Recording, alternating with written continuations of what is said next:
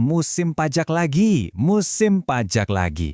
Rasanya tiap tahun selalu jadi momen yang bikin deg-degan ya, bikin pusing, banyak formulir, tapi tenang. Gimana kalau saya bilang, ngurusin ini semua ternyata bisa jauh lebih gampang dari yang kita kira. Yuk, kita coba bedah bareng-bareng proses lapor SPT tahunan khusus buat karyawan. Langkah demi langkah, kita akan lihat caranya, dan yang paling penting, kita akan pakai bahasa yang gampang dimengerti, nggak pakai ribet. Biar apa? Biar kamu bisa selesaiin ini dengan santai dan percaya diri. Oke, kita langsung aja masuk ke panduan lengkapnya ya. Kita akan belajar cara ngisi SPT tahunan pakai Cetax. Ini sistem pajak yang baru. Fokus kita hari ini adalah skenario yang paling umum, yaitu seorang karyawan yang sumber penghasilannya cuma dari satu perusahaan. Nah, ini dia nih peta jalan kita. Pertama, kita kenalan dulu sama pemandu kita. Terus, kita masuk ke 3 langkah utamanya. Persiapan, bikin draft, sama pengisian SPT-nya. Dan terakhir, kita rangkum semua poin pentingnya. Udah siap? Yuk, kita mulai. Biar lebih kebayang dan gampang diikutin, kita akan pakai studi kasus. Kenalin, ini Tuan A, yang bakal jadi contoh kita. Jadi dengan ngikutin langkah-langkah yang Tuan A lakuin, kita bisa lihat langsung gimana sih prosesnya di dunia nyata. Oke, ini dia profil Tuan A. Dia ini karyawan di satu perusahaan aja, penghasilan bruto setahunnya itu sekitar 533 juta. Nah, status pajaknya TK per 0. Artinya, tidak kawin dengan 0 tanggungan. Profil kayak gini kan umum banget ya, jadi kemungkinan besar mirip-mirip lah sama kondisi kamu. Sebelum kita melangkah lebih jauh, ada satu dokumen yang paling penting yang harus kamu pegang. Namanya Bukti Potong BPH 21 atau kita singkat aja BPA 1.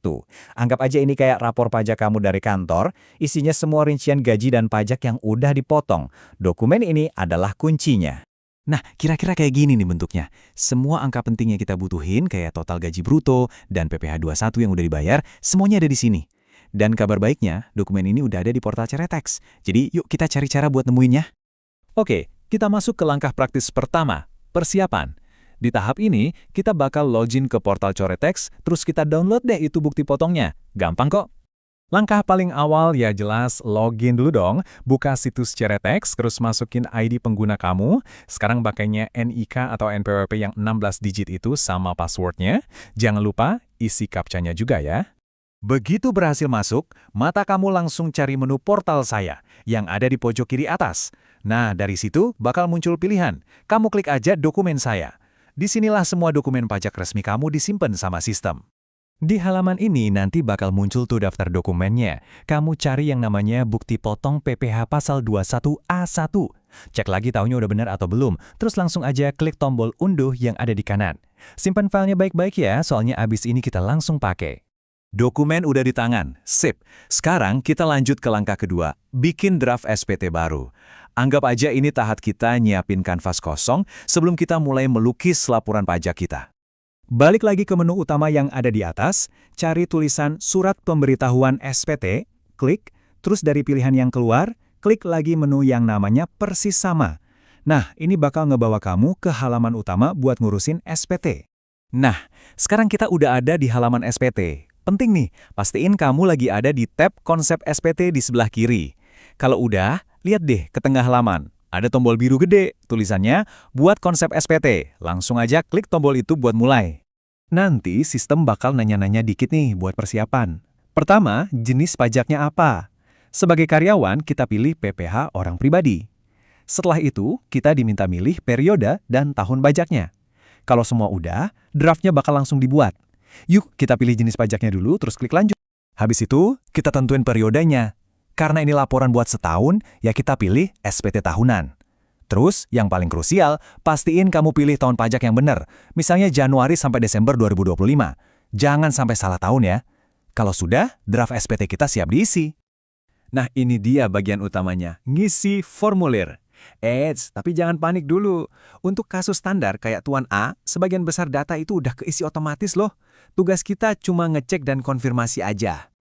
Oke, ini dia formulir induknya. Coba lihat bagian atasnya. Tahun pajak dan periode harusnya udah keisi. Tugas kamu di sini cuma satu. Pastiin di kolom sumber penghasilan, pilihannya adalah pekerjaan. Udah, itu aja. Di bagian berikutnya, enaknya sistem tuh udah narik data penghasilan kamu otomatis dari bukti potong yang diupload perusahaan. Kalau untuk Tuan A, angkanya ya 533,5 juta rupiah itu. Kamu tinggal cocokin aja. Selanjutnya, ada beberapa pertanyaan ya atau tidak. Isinya seputar sumber penghasilan lain. Gampang kok. Kalau kasusnya kayak Tuan A, yang gajinya cuma dari satu tempat kerja, jawabannya hampir pasti tidak semua. Nah, ini bagian paling enaknya nih.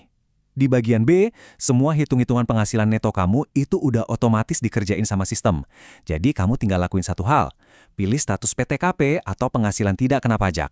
Karena Tuan A lajang dan nggak punya tanggungan, dia pilih TK/0.